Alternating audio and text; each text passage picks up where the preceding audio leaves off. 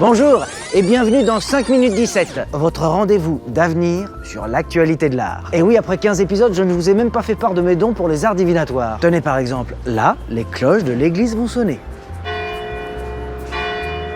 Bon d'accord, c'était facile, il est midi. Mais là, plus difficile, l'homme qui vient de passer derrière moi va traverser la rue et se faire renverser par une voiture. Qu'est-ce que je disais ? Monsieur, Oui, je sais, j'aurais pu prévenir, mais c'était simplement pour vous montrer que j'ai véritablement un don. Je peux lire dans les lignes de la main, et là, je peux vous dire qu'elles sont sales. Les lignes de bus, et là je peux vous dire que le prochain arrêt, c'est République, et je lis même dans les lignes de coke. Alors, qu'est-ce qu'on voit là-dedans ? Tiens, il semblerait qu'il y ait une exposition intéressante au musée Soulages de Rodez. On y va ?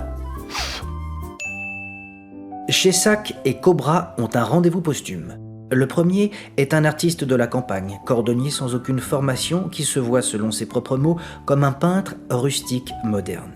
Les seconds sont issus de milieux intellectuels urbains de Copenhague, Bruxelles et Amsterdam, 3 villes pour un acronyme de serpent, Cobra. Au-delà de ces différences, les deux s'entendent pour un art affranchi de tout académisme. Le manifeste du mouvement l'explique. Notre expérimentation cherche à laisser s'exprimer la pensée spontanément. Alors, on spontane. Carambolage de couleurs, d'attaque que des proportions, les bonshommes et les animaux s'étalent sur la toile, le carton ou le bois. Pour voir ça, Chop Chop, destination Aveyron. Ma grand-mère déjà était une grande cartomancienne. On dit qu'on se ressemble. C'est vrai qu'elle était plutôt canon. Tenez, c'est dans cette boîte qu'on a conservé tous ses effets personnels, et notamment son jeu de cartes divinatoire. Oh, ça c'était la corde avec laquelle elle m'attachait au radiateur quand elle me gardait le week-end. Et ça c'était la balle de tennis qu'elle m'enfonçait dans la bouche quand je me mettais à crier. Ah, que de bons souvenirs. Ah, voilà son jeu de cartes. C'est plein de toiles d'araignée. Et ça, c'est pas de la toile de Migale, hein. Non, ça a le goût de super-héros. D'ailleurs, à ce propos, est-ce que vous savez qu'une planche de Spider-Man a été adjugée en janvier plus de 3 millions de dollars ? Alors, monsieur l'araignée, faites-vous une exception ? Frédéric Bosser, bonjour. Vous dirigez la revue et la galerie des arts dessinés spécialisée entre autres en BD. Un nouveau record a été battu avec la vente d'une planche de Spider-Man. Épiphénomène ou signe que le marché explose ?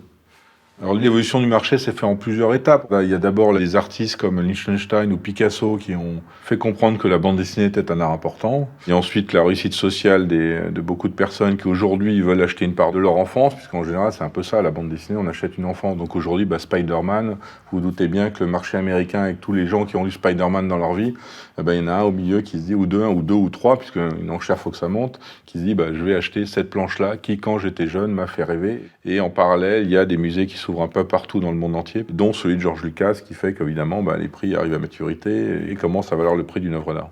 Et pour autant, les prix du marché de la BD sont très éloignés des prix du marché de l'art contemporain. On est encore dans un marché de passionnés, quoi. On n'est pas dans la spéculation pure et dure ou du placement d'argent. En effet, dans l'art, il y a des gens, ils achètent des tableaux, ils les mettent dans des zones franches où c'est de l'argent qui dort. En bande dessinée, il y a encore une nostalgie, il faut quand même que la personne ait aimé ça, quoi. Donc ça nous protège, de toute forme de spéculation, même si évidemment il y en a. Quand on paye 3 millions une planche, c'est clair que si demain on a besoin d'argent, on va être content de le revendre, quoi. Alors malgré le tout digital, il semblerait que la BD numérique n'ait pas pris. Est-ce que ce sont deux mondes incompatibles selon vous ? Je pense qu'il y a encore le plaisir d'acheter un album, de ne pas toujours être devant son écran où on passe déjà suffisamment de temps. Après, c'est vrai qu'aujourd'hui, avec les problèmes de place, la surproduction qu'il y a quand même beaucoup de gens qui se posent la question de savoir s'ils gardent tout, s'ils achètent tout. Donc la question se pose. Donc je dirais qu'aujourd'hui, non. Dans 20-30 ans, c'est pas dit. Frédéric, puisqu'on est dans une BD pour se dire au revoir, on se fait une onomatopée ? Bien sûr. Alors, que nous disent les cartes ? Oh, la pérotine de cœur, ça sent l'amour, l'érotisme à plein nez.